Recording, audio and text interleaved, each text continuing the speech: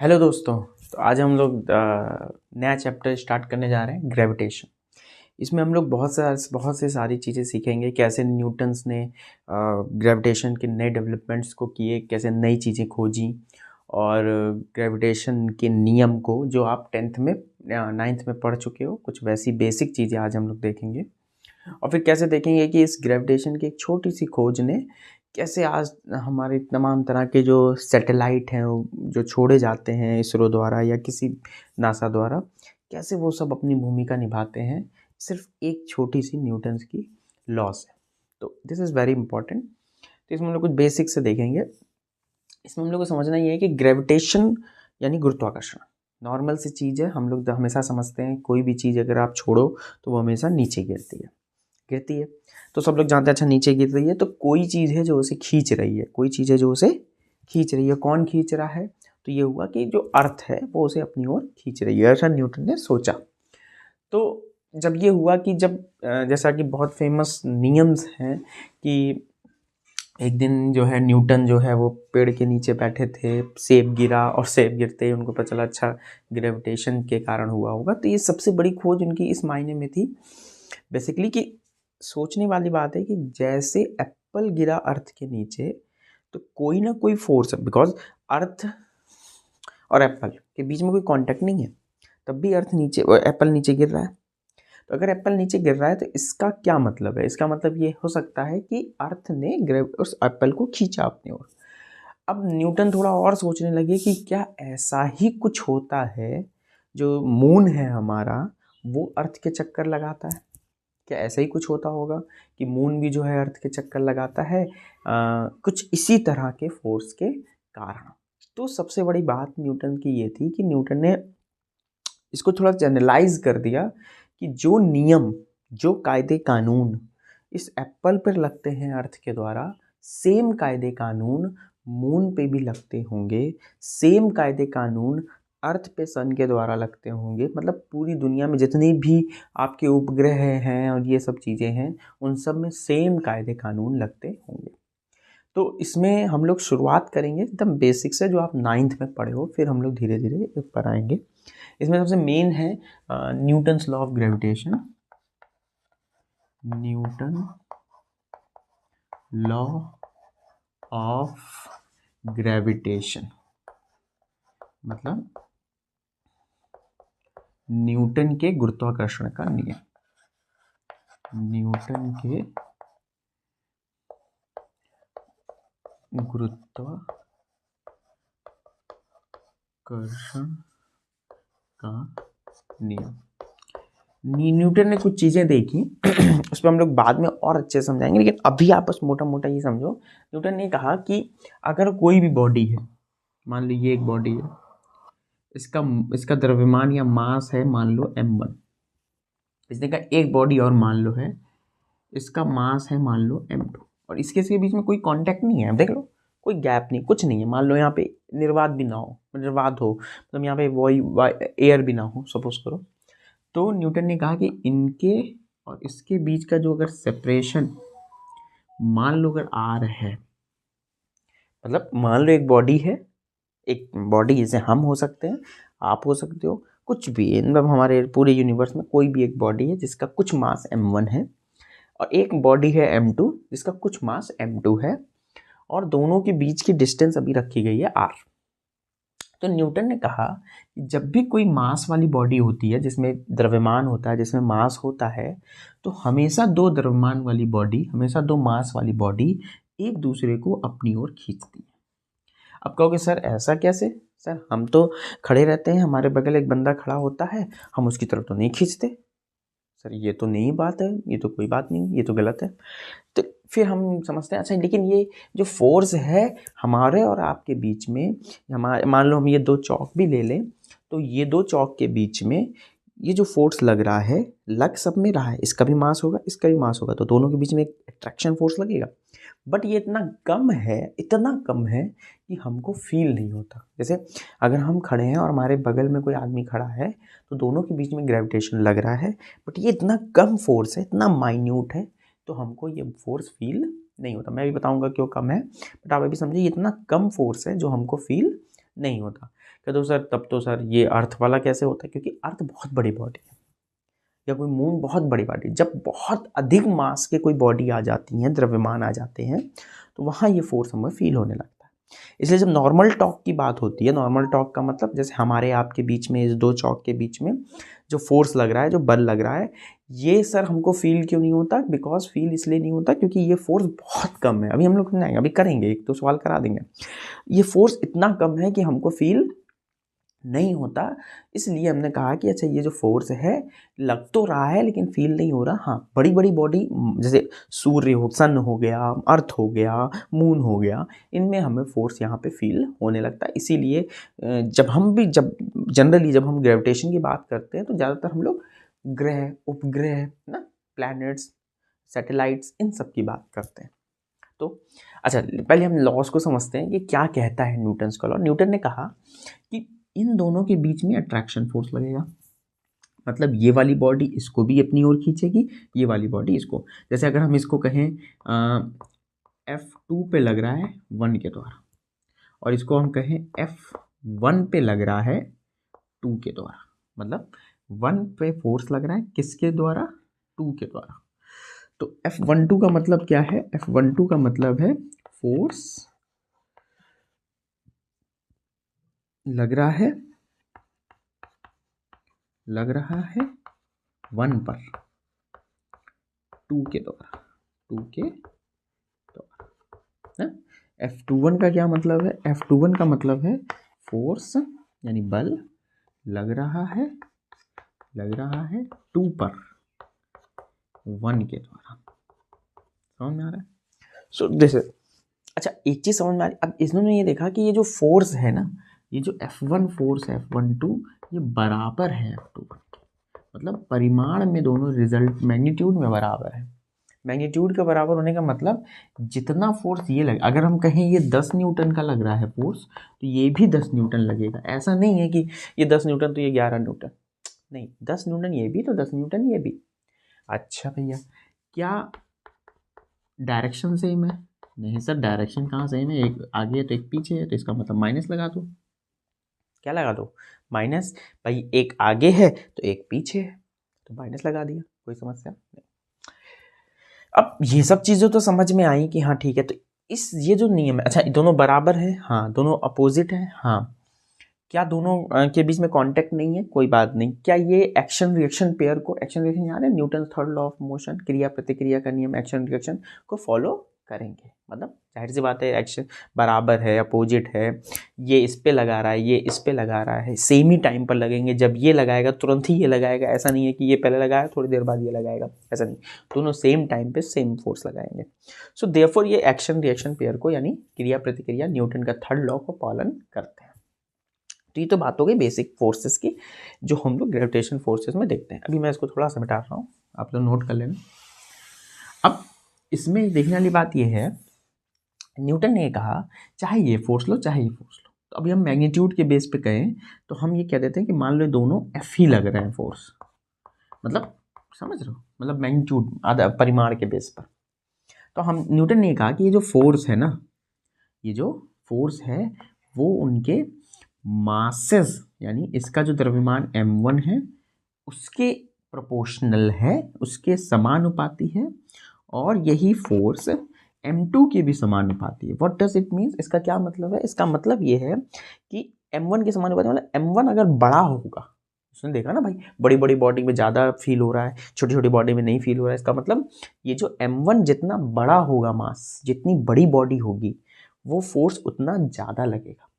m2 जितना ज़्यादा बड़ी बॉडी होगी उतना ज़्यादा, मतलब दोनों के मासेस पर डिपेंड करता है साथ साथ। ऐसा नहीं कि केवल इस पे, दोनों का मासेस अगर बड़े हैं तो ये फोर्स भी बड़ा होगा। मतलब एक भी बड़ा एक छोटा है तो भी काम चलेगा, लेकिन मासेस के प्रोपोर्शनल है। जितना ज़्यादा मास होगा उतना ज़्यादा फोर्स लगेगा।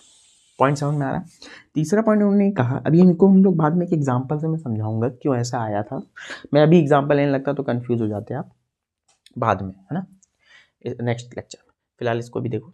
तो ये फोर्स इन्होंने कहा कि ये जो डिस्टेंस है, ये जो डिस्टेंस है उसके इन्वर्सली प्रोपोर्शनल, किसके? डिस्टेंस के स्क्वायर के इन्वर्सली प्रोपोर्शनल, यानी दूरी के वर्ग के व्युत्क्रमानुपाती है। दूरी के वर्ग के व्युत्क्रमानुपाती है कौन? फोर्स।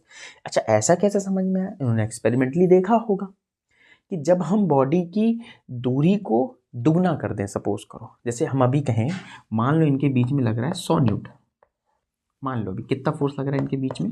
100 न्यूटन। हमने क्या किया, इनकी दूरी को दुगना कर दिया एक्सपेरिमेंटली, हमने इसको दूरी को 2r कर दिया, तो देखा है कि 100 न्यूटन से ये बल अब हो गया 25 न्यूटन। अच्छा, ये कब हो सकता है? दूरी कितना गुना हुई? 2 गुना। तो 1/2 का अगर स्क्वायर करोगे तो आएगा कितना? 1/4, यानी 100 का 1/4, 100 का 1/4 किया तो 25। हाँ, तब हमने समझ में आया 100 का 25 अगर हो रहा है, ये तभी हो सकता है जब ये जो दूरी है वो उसका वर्ग के समानुपाती हो, यानी दूरी के, भाई समझो ना, r का 2r तो दुगना हुआ ना, दुगना हुआ तो दूरी बल कितना हो गया? 25, यानी 4 गुना कम हो रहा है। दूरी हम कितना कर रहे हैं? 2 गुना, तो बल कितना कम हो रहा है? 4 गुना। इसका मतलब दूरी का वर्ग हुआ होगा और उसके व्युत्क्रमान कम हुआ ना, दूरी बढ़ी तो बल कम हुआ, इसका मतलब व्युत्क्रमानुपाती, और क्योंकि 4 गुना कम हुआ दुगना करने पर, इसका मतलब r स्क्वायर है। तो ये एक्सपेरिमेंटली ऑब्जर्व किया गया कि जो बल है वो उनके दूरी के वर्ग के व्युत्क्रमानुपाती है। ये चीज़ समझ में आई?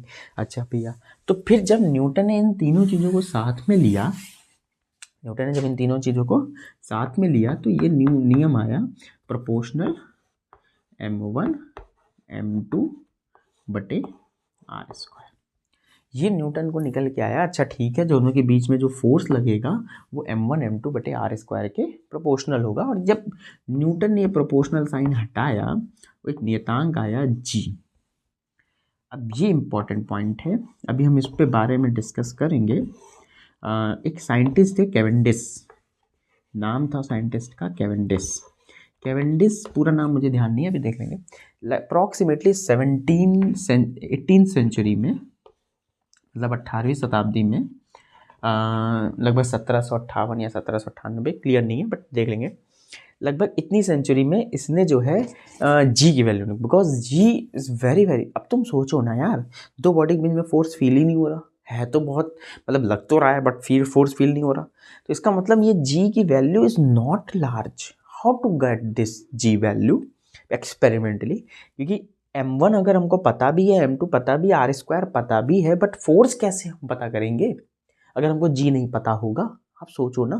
तो इसका मतलब है जी की वैल्यू फाइंड करना is not an easy task, very very tough task. कैसे उसने निकाला कैवेंडिश में, इसमें थोड़ा सा हम डिस्कस करेंगे, बट अभी हमको समझना है this is the main law, this is magnitude only, this is what? Magnitude.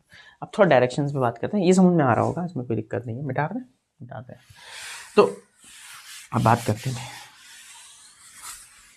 अब तो इसमें एक नियम निकल के आया एफ, जो कि हम खाली परिमाण की बात कर रहे हैं, मैग्नीट्यूड की बात कर रहे हैं अभी, जी m1 m2 बटे r स्क्वायर। अगर हम थोड़ा ध्यान से समझें, मतलब थोड़ा सा उसको वेक्टर फॉर्म में देखेंगे, मान लो अगर हम एक कहीं पॉइंट मास ये है, या वो भी है m1 मास, इसका मास m2, और इसका जो वेक्टर डिस्टेंस है वो ये है, इधर की डायरेक्शन में r कैप है, या तो फोर्स किधर लगेगा? इधर की तरफ लगेगा, माइनस r कैप की डायरेक्शन में लगेगा कि नहीं?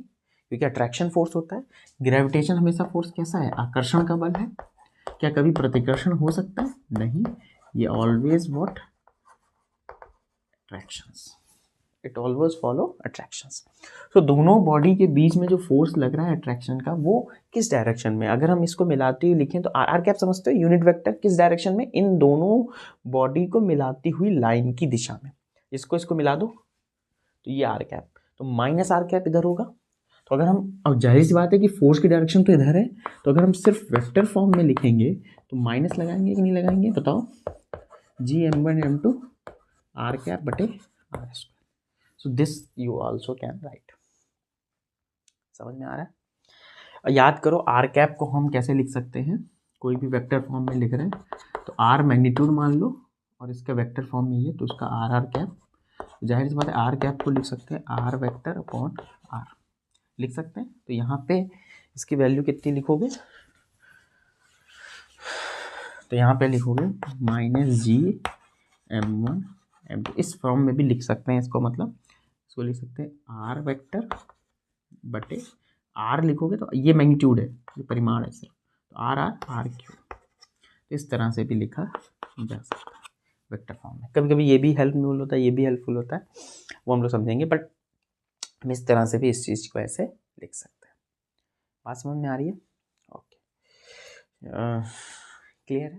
चलो तो मिटा दें इसको, तो एक क्वेश्चन कर लेते हैं, फिर हम लोग आगे डिस्कस, बट ये सब इंपॉर्टेंट है।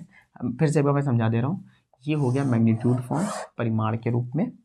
दूसरा, अगर हम यहाँ पे देखेंगे तो अगर हम इसको वेक्टर फॉर्म में लिखेंगे तो जाहिर सी बात है इसके साथ इसकी एक दिशा लिखनी पड़ेगी, और दिशा किधर है, दिशा इन दोनों को मिलाती हुई लाइन के अपोजिट है, तो आर कैप अगर उधर है तो माइनस आर कैप इधर होगा, इसलिए यहाँ माइनस लग गया और आर कैप लग गया। अब इस आर कैप को हम कैसे लिख सकते हैं, याद करो, किसी वेक्टर को हम कैसे लिखते हैं, उसका परिमाण गुणे उसका यूनिट वेक्टर, एकांक सदिश। तो एकांक सदिश को क्या लिखोगे, ये नीचे ले आओ तो आर वेक्टर अपॉन आर, इसको अगर हम यहाँ ला के रखें तो यहाँ ला के रखोगे तो ये हो जाएगा आर वेक्टर, और ये आर, तो ये आर और ये आर स्क्वायर मिलके आर क्यूब। तो इस तरह से भी लिख सकते हैं, बहुत क्लियर कट दिमाग में होना चाहिए कि हम यहाँ पे देखो अगर आर क्यूब लिख रहे हैं तो आर वेक्टर लिख रहे हैं, यहाँ आर स्क्वायर लिख रहे हैं तो आर कैप लिख रहे हैं, लेकिन ये दोनों किस फॉर्म में है, सदिश रूप है इनका। भाई बल है तो जाहिर सी बात है वेक्टर क्वांटिटी होगी, वेक्टर फॉर्म में है, कैसे फॉर्म में है, वेक्टर फॉर्म में। तो क्लियर है? चलो आगे बढ़ो। अब जैसे मान लो एक एग्जांपल के तौर पे करें कि मान लो एक ऑब्जेक्ट है, इसका मास है 50 किलोग्राम, ठीक है, और एक और ऑब्जेक्ट है, इसका मास है, अच्छा सॉरी, ये जो फॉर्मूला लिखते हैं ये तो हमें बता दूं, बाद में डिस्कस करेंगे, m1 m2 बटे आर स्क्वायर में। जी क्या है, जी पे मैंने डिस्कस नहीं किया था, थोड़ा सा एक बार फिर सुन लो। जी है यूनिवर्सल ग्रेविटेशनल कांस्टेंट या gravitation constant, universal gravitation constant, सार्वत्रिक गुरुत्वाकर्षण नियतांक, सार्वत्रिक गुरुत्वाकर्षण नियतांक। जी की वैल्यू होती कितनी है, जी की वैल्यू होती है 6.67 10⁻⁻11। थोड़ा सा डिस्कस कर लेते हैं जी पे, फिर आगे बढ़ेंगे। जी की वैल्यू रट लेनी है, रटी होनी चाहिए, एकदम रटी होनी चाहिए, और देखो कितनी छोटी है, -11 समझ रहे हो, बड़े 0.0000, तो बहुत स्मॉल वैल्यू है। 6.67 × 10⁻⁻11 रट लो, या रटा होना चाहिए, रिमेंबर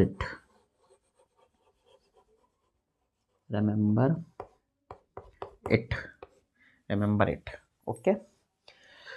तो थोड़ा सा जी पे बात कर लेते, फिर आगे बढ़ेंगे, ठीक है, तो नोट कर लिया, आगे बढ़, फिर सवाल लगवा लेंगे। तो यहाँ पे अब ध्यान से देखोगे तो जी, अगर हम फॉर्मूला देखें, जी m1 m2, अभी हम खाली परिमाण रूप में लिख रहे हैं, तो जी को क्या लिख सकते हो, f r स्क्वायर बटे m1 m2, तो यूनिट क्या होगी बोलो, न्यूटन, इसकी यूनिट क्या होती है, बल की यूनिट न्यूटन, और ये क्या है, दूरी है, मीटर स्क्वायर बटे किलोग्राम इंटू किलोग्राम का स्क्वायर। क्लियर है? अब अगर हम विमीय सूत्र लिखें, डायमेंशन फॉर्मूला लिखें, तो क्या लिखोगे, डायमेंशन फॉर्मूला विमीय सूत्र, न्यूटन का क्या होता है, m/L/T-2, आर का L, और क्योंकि 2 स्क्वायर है तो 2, और मास का क्योंकि 2 है तो m2, m1 है और ये -2 है, ऊपर जाएगा -2, तो 1 में से -2 गया -1, तो m-1, L1 और L2 तो L3 और T-2, तो ये बहुत इंपॉर्टेंट है, डायमेंशनल फार्मूला के पर्पज से याद होना चाहिए, फार्मूला याद है तो इजीली डायमेंशनल फार्मूला निकाल लोगे। m-1 L3 T-2, सिंपली आपको एक एक चीज़ समझाया, बल का होगा mL/T-2, इसका L2, इसका m1 m2 है तो किलोग्राम का स्क्वायर है तो इसका m होता है m2, ये कटेगा तो -1 आएगा, ये L और ये L2 L3 हो जाएगा, T-2, ये होगा विमीय सूत्र। क्लियर है? तो ये मिटा दें, चलो, तो ये बात करनी थी जी पर, अभी जी पे हम थोड़ा सा और डिस्कस करेंगे, हो सकता है नेक्स्ट लेक्चर में इसी में। चलो अब थोड़ा फॉर्मूला एक सवाल लगा ले, फिर करते हैं।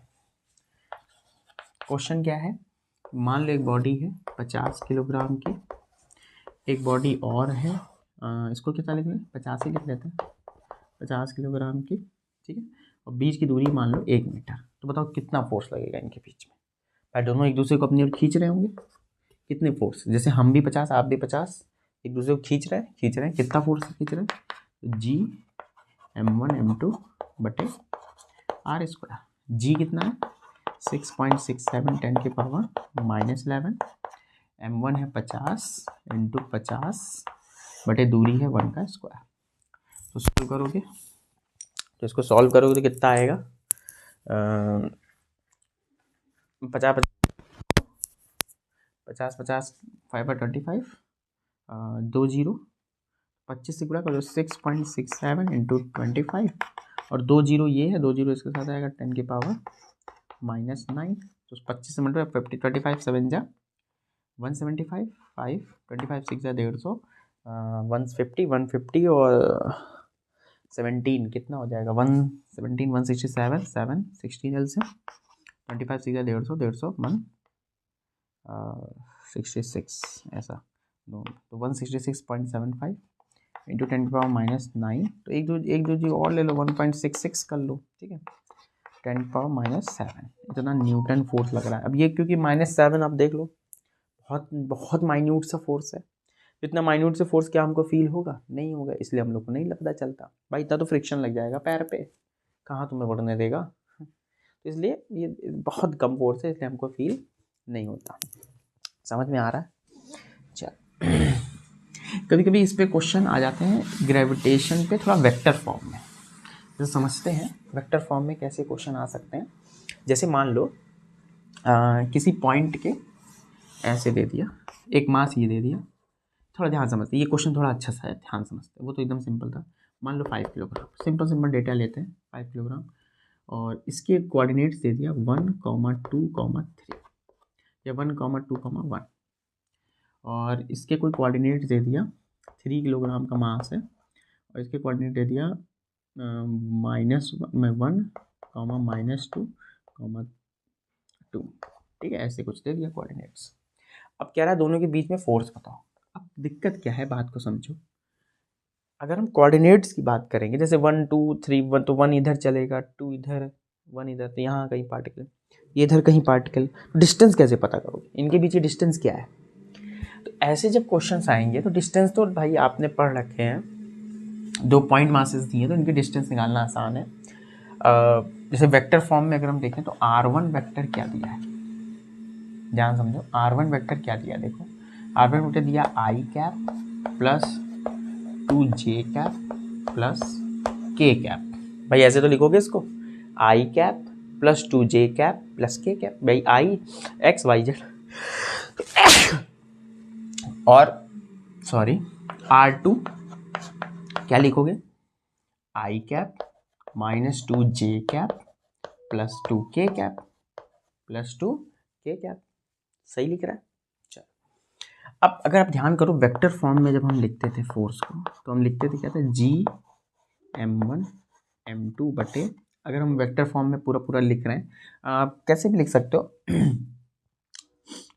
आर स्क्वायर आर वेक्टर या आर क्यूब आर वेक्टर, ऐसे फॉर्म में लिखते थे, है ना। तो जाहिर सी बात है कि इनके बीच का जो सेपरेशन, जैसे ये r1 है वेक्टर, ये r2 वेक्टर, तो ये वेक्टर क्या होगा, इनकी डायरेक्शन होगी दिस इज दिस, तो r2 vector minus r1 vector, ये इस डायरेक्शन में, r2 vector minus r1 vector. तो जाहिर सी बात है हम r2 माइनस r1 तो आराम से निकाल सकते हैं भाई, इसको इससे माइनस करोगे तो ये 0 हो जाएगा, और ये से ये जाएगा तो -4j cap minus plus k cap, ऐसे ही कुछ आएगा, 4i cap plus 3j cap, r2 minus r1 आ जाएगा। अगर हम इसका मैग्नीट्यूड निकालना चाहेंगे, तो मैग्नीट्यूड तो सबको निकालना आता है, √-4 का स्क्वायर प्लस 1 का स्क्वायर, ये तो सबको आता है ना। तो 16, थोड़ा सा डेटा अलग से हो गया लेकिन ठीक है, 16 प्लस √17 आ जाएगा, रूट कितना आ जाएगा 17 आ जाएगा। तो अब जैसे आर, ये क्या है, ये यही तो हमारा आर वेक्टर है, और ये क्या है, ये है, ये मैग्नीट्यूड है कि नहीं भाई, समझ में आ रहा है। तो यहाँ पे जो फोर्स लगे, अब से वैल्यू रख दो, 6.67 10 की पावर -11, m1 है 5, m2 है 3 अपॉन डिस्टेंस का क्यूब। अगर आर वेक्टर लिख रहा हो तो डिस्टेंस का क्यूब यानी √17 का क्यूब, मतलब डेटा रखना आना चाहिए, √17 का क्यूब। आर वेक्टर कितना है, आर वेक्टर ये -4j प्लस k, बस यही आंसर है। सॉल्व, इसको मत कुछ करने, मल्टीप्लाई करने लगना, इसको यही छोड़ देना, इसको सॉल्व कर लेना। ये मैग्नीट्यूड है और ये डायरेक्शन, समझ में आ रहा होगा अच्छे से। ये तरीका क्लियर है। एक बार फिर से समझते अच्छे से, एकदम क्लियर है। हमने क्या कहा कि मान लो वेक्टर फॉर्म में आपको दे दे, क्या दे दे क्वेश्चन, क्या दे कि भैया एक पॉइंट मास है, इसके कोऑर्डिनेट्स हैं 1 2 1। इसका क्या मतलब समझते ही हो कि x डायरेक्शन में 1 चला, y डायरेक्शन में 2 चला और z डायरेक्शन में 1 चला। तो इसको हम वेक्टर फॉर्म में अगर लिखना चाहेंगे, है ना, एक याद करो पोजीशन वेक्टर जिसे बोलते थे, स्थिति सदिश, तो हम लिखेंगे i cap plus 2j cap plus k cap, क्योंकि 1 है ना। इसके पोजीशन वेक्टर दिया है i cap -2j cap plus 2k cap, समझ में आ रहा है। तो ये लिखा। अब ये पोजीशन वेक्टर अगर दिया है, ये पोजीशन वेक्टर दिया है, तो इसको बोलते थे विस्थापन सदिश। यहाँ से यहाँ तक की डिस्टेंस क्या होगी, इतने में से इतना माइनस कर दे तो ये मिलेगा। तो R2 vector minus R1 vector ये देगा, और ये यानी R2 वेक्टर में से अगर R1 वेक्टर माइनस कर दे तो हमको ये मिल जाएगा। तो हमने इसको इससे माइनस कर दिया। जब हमने इसको इससे माइनस किया तो ये आ गया। याद करो वेक्टर फॉर्म में जब हमने लिखाया था तो मैंने कहा था अगर इसको वेक्टर में लिख रहे हो तो इधर r³ कर दोगे, एकांक में लिख रहे हो तो वही मैटर होता है, एकांक पे निकालते अलग से, बट ये ठीक है। सो R वेक्टर क्या है, इसके बीच का सेपरेशन ही तो वेक्टर बना रहा था, तो यही तो R2 - R1 है। इसका मतलब हम R वेक्टर को R2 वेक्टर -R1 वेक्टर लिख सकते हैं। और R3 अब ये क्या है, ये है इसके बीच की डिस्टेंस का क्यूब। डिस्टेंस अगर ये हमने वेक्टर निकाल लिया है तो डिस्टेंस कैसे निकालेंगे, इसका मैग्नीट्यूड कैसे निकालते हैं, अंडर रूट, ये मतलब होता नहीं ना एक्स आई कैप, मान लो जैसे ऐसे लिखा है, कोई वेक्टर ऐसे लिखा है एक्स आई कैप प्लस वाई जे कैप प्लस जेड के कैप, मान लो ऐसे लिखा है, तो इसका मैग्नीट्यूड कैसे लिखोगे, under root x square plus y square plus z square, ऐसे लिखते हैं, है ना। तो यहाँ पे देखो ना, x तो है नहीं, j वाला है, तो -4 का स्क्वायर प्लस k का मल्टीप्लाई किया 1, तो 1 का स्क्वायर, तो 4 4 16 प्लस 1 √17। तो ये आ गया मैग्नीट्यूड। तो इसकी जगह हमने मैग्नीट्यूड रख दिया और r वेक्टर की जगह ये रख दिया, ये जो निकाला था, और gm1 m2 हमें पता है 5 और 3। इस तरह से हम रख के, नहीं बहुत इंपॉर्टेंट टॉपिक बता रहे हैं, ये इस तरह के क्वेश्चन आपको करने आने चाहिए। क्लियर है, आई होप एकदम क्लियर होगा, कोई कन्फ्यूजन नहीं होगी। कन्फ्यूजन हो तो आप फिर से देख लीजिएगा। अब इसके नेक्स्ट लेक्चर में हम लोग पहले ये समझेंगे कि जी की वैल्यू कैवेंडिश ने कैसे निकाली, एक तो ये समझेंगे, और फिर हम लोग बात करेंगे ग्रेविटेशनल एक्सेलरेशन, गुरुत्वीय त्वरण जी, स्मॉल जी, उसके बारे में थोड़ा डिस्कस करेंगे। फिर हम लोग देखेंगे जी की वैल्यू कब इफेक्ट होती है अर्थ के रोटेशन पर, ऊपर जाने पर, नीचे जाने पर। फिर हम लोग देखेंगे कैसे कोई सैटेलाइट छोड़ा जाता है, क्या उसकी वेलोसिटी, क्या है उसका वेग होता है। फिर हम लोग देखेंगे एनर्जी क्या है इसकी, गुरुत्वीय पोटेंशियल एनर्जी, है ना, गुरुत्वीय स्थिर ऊर्जा, गतिज ऊर्जा, कुल एनर्जी, ये सब चीज़ें हम लोग को डिस्कस करनी है। फिर सवाल साथ में करते चलेंगे, जो मेन टॉपिक के अच्छे अच्छे क्वेश्चन होंगे। आई होप सो ये क्लियर होगा। इसको एक बार आप रिवाइंड करके देखिए, नोट्स बनाइए, ध्यान से पढ़िए, अच्छे से रहिए। Best of luck.